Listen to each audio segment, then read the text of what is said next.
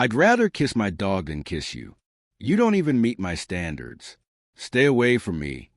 Those were the last words Harper Donald spat at her husband, Travis, before grabbing her lover and kissing him in front of the entire ballroom. She didn't know that the man she humiliated had already prepared the most ruthless, legally airtight retaliation in history. The ballroom shimmered under golden chandeliers. Jazz music floated through laughter, champagne, and polished pride. Banners read, "Congratulations, Harper Donald, Director of Operations." Harper glowed in a fitted emerald dress, hair perfectly styled, confidence radiating like perfume.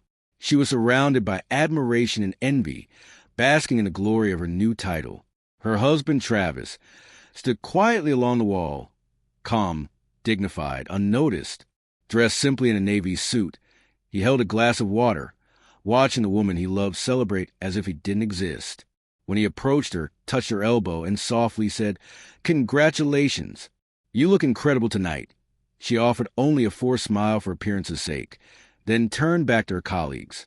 Travis swallowed the sting and asked, "Can we dance?" "Just one." She agreed, only because people were watching. On the dance floor, under the chandeliers, Travis held her gently, but she stiffened. When he leaned in to kiss her cheek, she jerked away, voice sharp and loud. "God, Travis, I'd rather kiss my dog than kiss you." Laughter erupted. Some guests even clapped. Harper smirked, her voice dripping with cruelty. "You don't even meet my standards. Stay away from me." Travis didn't speak. His stillness unnerved everyone. He stood calm, not broken, not angry, but resolute. Something inside him shifted. He was done being humiliated. Then Harper, craving spectacle, grabbed a microphone and sneered. "If I'm going to kiss anyone tonight, it's someone who excites me," she called across the ballroom. "Ethan, baby, come join me." The doors opened. A tall man in a burgundy blazer, Ethan Blackwell, walked in with a smug grin. He wasn't even part of the company. Harper pulled him close and kissed him hard in front of everyone. Gasps, camera flashes, whispers. Chaos rippled through the ballroom. Travis stood still. His silence was terrifying. In that moment, his mind drifted to the past, to his mother, Amelia Donald. He remembered her rough hands, her quiet strength, the way she sacrificed everything to raise him alone after her family disowned her. Before she died, she told him, "Don't hate them, just build better." And he did. Months later, his estranged grandparents, owners of Silverline Innovations, sought redemption and gave him everything: property, shares, control. Overnight, he became the company's largest shareholder, but he refused public power. He lived quietly, letting others run the company, including the department Harper worked for. She never knew.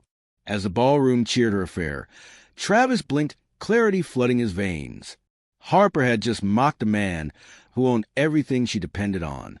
He took out his phone, dialed a number, and said calmly, "I want Harper Donald fired." The laughter died instantly. Gasps spread. Harper blinked, thinking he was bluffing.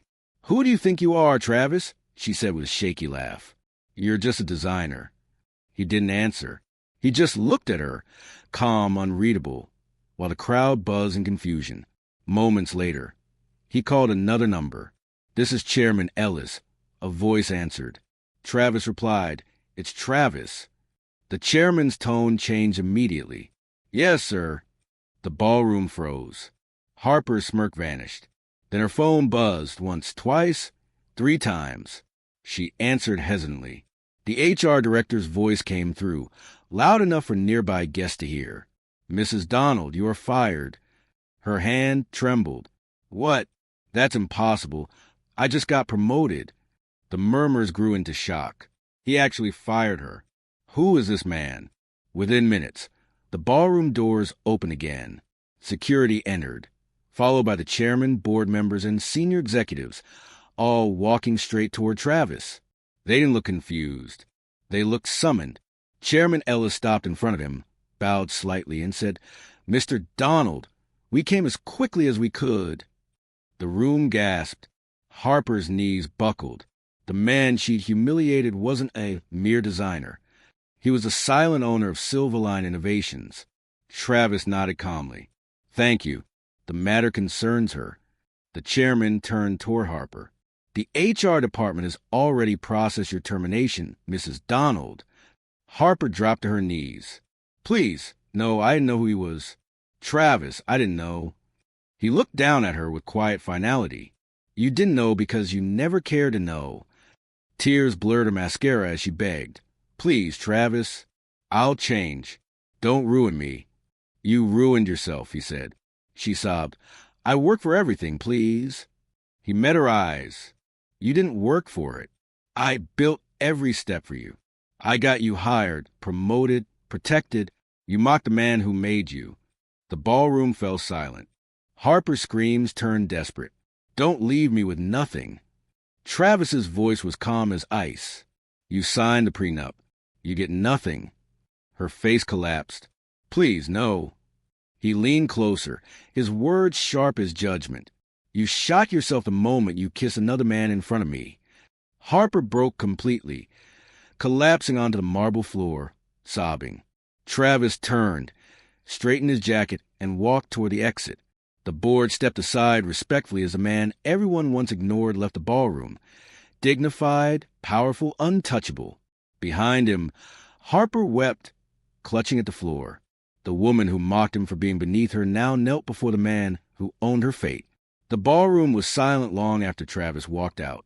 The same guests who had laughed at him minutes earlier now stood frozen, faces pale, whispering in disbelief. Every chandelier reflection shimmered like judgment. Harper knelt on the cold marble floor, mascara streaking down her cheeks. The woman who had flaunted her triumph now looked small, broken, and unrecognizable.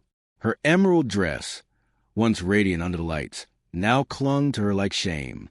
Security quietly collected the scattered champagne glasses and whispered into radios. The board members exchanged subtle glances, waiting for Travis's cue, though he was already gone. The moment he stepped through those glass doors, the entire energy in the ballroom shifted, from mockery to fear. Harper could barely breathe. Please, she whispered to no one. Please tell me this is a nightmare. Ethan, her lover, had vanished. He hadn't even looked back when security entered.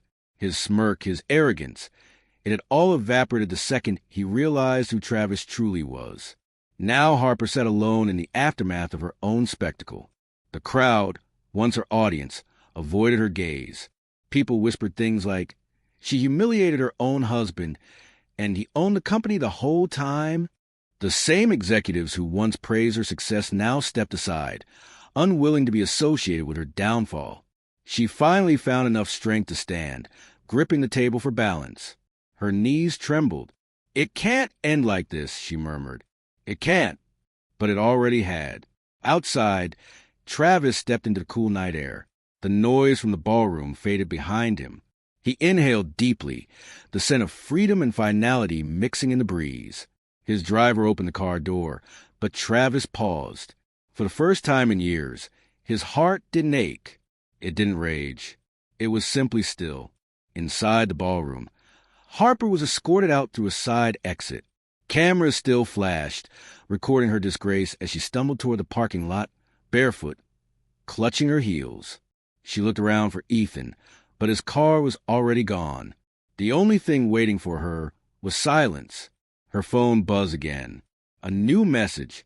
Termination confirmed. Access revoked. Return company property within 24 hours. She sank against the wall, tears blurring the screen. Everything she'd built, or thought she had, was gone.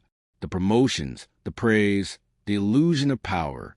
She remembered every insult she'd thrown at Travis and realized too late that she'd been mocking the very foundation that held her up. Across the city, Travis sat in his quiet office. The skyline glittered through the windows. He set his phone on the desk, letting the silence wrap around him. His assistant entered gently. Mr. Donald, she said, the board has confirmed her removal. Would you like to issue a public statement? He shook his head. No, let silence speak. Because sometimes silence is the loudest revenge. He turned to the photo on his desk, a faded picture of his mother, Amelia, her smile soft, her hands resting on young Travis's shoulders. "You were right, Mom," he whispered. "You don't have to hate them. Just live better." He leaned back, eyes on the skyline. He didn't feel triumph, just peace. He had finally learned that respect doesn't come from shouting or proving. It comes from knowing your worth and walking away when others can't see it. The next morning, headlines erupted across the business world. CEO's wife fired after public scandal. True owner revealed. The silent billionaire who shocked the corporate world. Harper read every headline in disbelief. Her phone buzzed nonstop. Reporters, old coworkers, even friends who suddenly wanted to check in. But none of it mattered. She was officially blacklisted. No company wanted the woman who had publicly humiliated the owner of one of the country's biggest firms. Weeks later, she sat in a small apartment, surrounded by unopened boxes. Her reflection in the window looked unfamiliar. Makeup gone, pride stripped away. For the first time, she saw the truth. She hadn't just lost her husband. She'd lost the only person who ever believed in her. She whispered his name once, softly, like a prayer. Travis, but it was too late. He was gone, and so was everything he represented. Meanwhile, Travis moved forward quietly. He never spoke of that night again. He simply returned to his work, designing, building, creating. People who once dismissed him now treated him with reverence. Yet he carried no arrogance, only composure. Because true strength doesn't need applause. It just needs peace. In the end, the world remembered the story not as a scandal, but as a lesson. A story of pride and humility, love and betrayal, silence and consequence. Viewers, what would you do if your spouse humiliated you like Harper did Travis? Would you walk away quietly, or would you teach them what true power looks like?